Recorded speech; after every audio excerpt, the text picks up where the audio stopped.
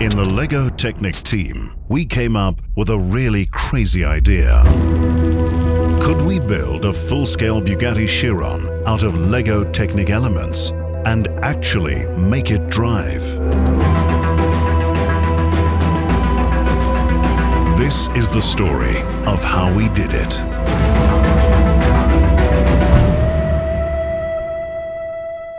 It's one thing to get an idea. It's something else to actually make it happen. But our goal was to prove that with LEGO Technic, you can really build for real. So, our first rule was that at least 90% of our car had to be built from LEGO Technic elements. So the first time I heard about the model, I was really excited because it's something we haven't ever done before. We had also a lot of concerns because we don't do much Technic building here. So we just didn't know if that's actually possible. It's something that moves the boundaries and completely redefines the standard. Before we could even start the construction process, the team had to do a lot of research and sketching. We quickly realized that only a few technical parts could be drawn on computers. Most of the car had to be designed while we were building it. We tried to minimize the construction as it is possible, so not to go with the classical chassis as all the cars have. We tried to minimize everything and to be more close to build for real. And that's the reason why, for example, now we have the A-pillar, the rear wing, or for example, door hinges made of LEGO Technic bricks. And it was a huge task for the team to build almost everything out of Technic elements. The real Chiron has very sculptural aesthetics with a lot of curved surfaces. Basically, there is no straight line on the car. So we had to come up with a way how to replicate the surface of the car with LEGO Technic. And for that, we came up with this so-called skin. Basically, the idea is we divide the surface of the car into very small triangles and then connect them with flexible elements. So we can actually have this impression of curved surface. We not only had to build the car, but a special tool for adjusting the outer skin as well. One of the key design elements of the original Bugatti Chiron is the unique light system. The iconic wide rear light bar is an integral part of the Chiron's DNA.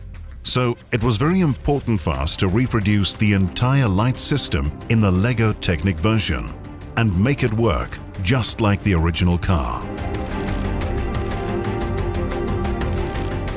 Well, as I heard for the first time, the model is about to be movable. It was like, well, we can do that. And they told me then with this. So I was like, okay, we gotta work on it and come up with something. So we started testing.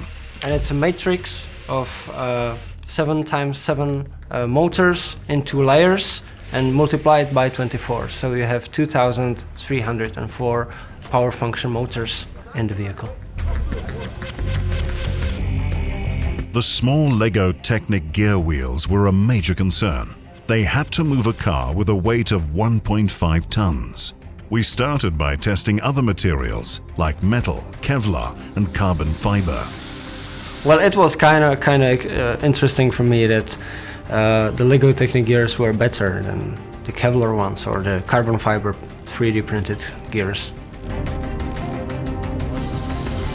A major technical challenge on this LEGO Technic version of the Bugatti Chiron was the large rear wing, especially when we decided to make it fully functional and powered by LEGO Technic power function and pneumatic systems.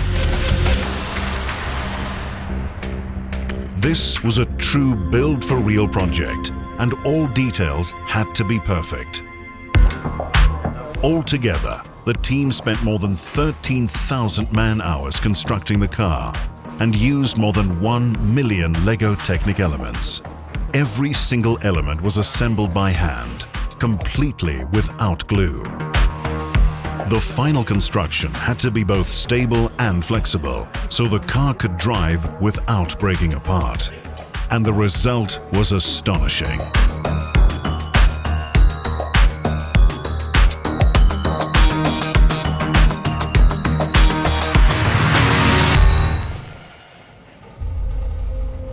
It was time to leave the workshop and head to the ultimate test track at Ihre-Lassin, outside Wolfsburg in Germany.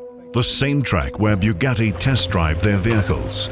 Was it possible to build a car out of Lego Technic and make it drive using only Lego Technic power function motors? We were about to find out. There was only one person who could drive our car, and that was Andy Wallace, the official Bugatti pilot. He was ready, but was the car?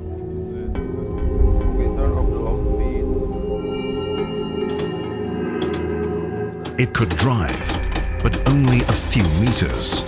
Something was wrong. Was this going to be a major failure instead of the success we dreamed of? The team had to quickly identify the problem and fix it. We disassembled the hood to gain access to the motor unit. The problem lay with a heavy metal chain in the center of the engine block, not with any Lego Technic elements or motors. The update is that we have opened the car and saw the engine, and we adjusted the chain, and we made some adjustments also regarding the position of the shafts. So right now it's kind of more flexed, so it should work. Everyone was ready, and so was the car.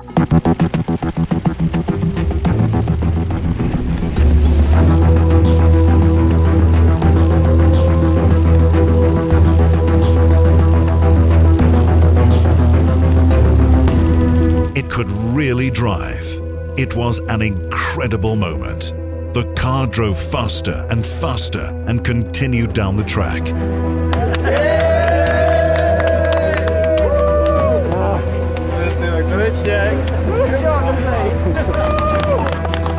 That was fantastic. Yeah. It really was, yeah.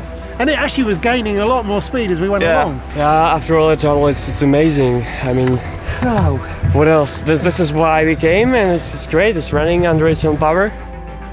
Every little piece that's on the real Yeah. Chiron is there. And it's not until you sit and you look and you spend time taking it all in and, Yeah. and enjoying the surroundings.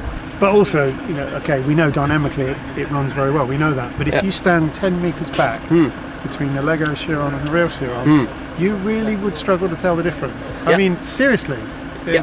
it's that good. We did the impossible. We built a car out of Lego Technic elements and actually made it drive.